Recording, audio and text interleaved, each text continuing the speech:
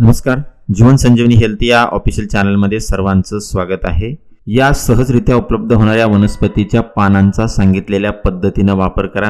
दवाखान्यामध्ये बरं न झालेलं युरिक ॲसिड आणि आर्थरायटिस जर 7 दिवसामध्ये या वनस्पतीने बरं नाही झालं तर तुम्ही मला कमेंट करा। मी तुम्हाला खात्री देतो की 7 दिवसामध्ये तुमच्या शरीरातलं युरिक ॲसिड अगदी कुठल्याही दवाखान्यात बरं न झालेलं युरिक ॲसिड या वनस्पतीच्या वापराने पूर्णपणे नॉर्मल होतं।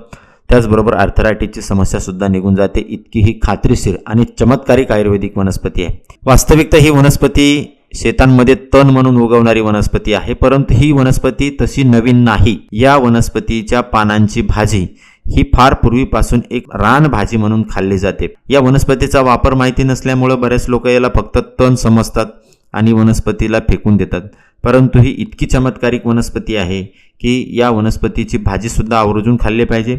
आणि ज्या व्यक्तींना आर्थरायटिसची समस्या आहे, शरीरामध्ये युरिक ॲसिड वाढलेला आहे, रक्तामधलं युरिक ॲसिड वाढलेलं आहे, अशा व्यक्तीने फक्त 7 दिवस सांगितलेल्या प्रमाणे या वनस्पतीच्या पानाचा वापर करा। तुमचं युरिक ॲसिड पूर्णपणे नॉर्मल होईल। तर ही जी वनस्पती आहे या वनस्पतीला मराठीमध्ये मोरशेंड असं म्हणतात, कारण याचं जे बी आहे तुम्ही पाहिलं असेल, ही एक सूर्यफूल कुळामधली वनस्पती आहे, म्हणजे ॲस्टरेसी कुळामधली ही एक वनस्पती आहे। या वनस्पतीच्या फुलांमध्ये अशा प्रकारचं काळं बी निघतो आणि हे जे काळं बी आहे, हे जो मोराचा तुरा असतो, मोराच्या डोक्यावर जसा तुरा असतो तसं त्या बियामध्ये आकार आहे, म्हणून याला मोरशेंड असं म्हटलेलं आहे। या वनस्पतीला तुमच्या भागामध्ये कदाचित या वनस्पतीला वेगळं नाव असेल।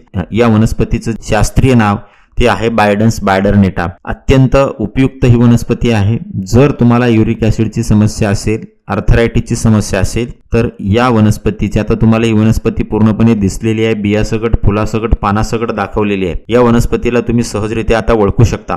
तर या वनस्पतीची 5 ते 7 पानं चांगल्या रीतीने धुवून घ्यायचे आहेत। या वनस्पतीच्या पानाची भाजी सुद्धा आपण खाऊ शकतो, परंतु युरिक ॲसिड आणि आर्थरायटिससाठी याचा कसा वापर करायचा आहे ते तुम्हाला मी सांगतो। तर 5 ते 7 पानं चांगल्या रीतीने धुवून घ्या, स्वच्छ रीतीने। 1 ग्लास पाणी उकळायला ठेवा, त्यामध्ये हे या वनस्पतीचे 5 ते 7 पानं त्याच्यामध्ये टाका। 1 ग्लास पाण्याचं अर्धा ग्लास पाणी होईपर्यंत त्याला चांगल्या रीतीने उकळून घ्या। त्यानंतर हे पाणी तुम्ही गाळणीनं गाळून घ्या आणि थंड झाल्यानंतर सकाळी उपाशीपोटी हे पाणी घ्या। म्हणजे हा काढा या वनस्पतीच्या, म्हणजे या मोरशेंडच्या पानाचा काढा सकाळी उपाशीपोटी घ्या। सलग 7 दिवस हा उपाय करा।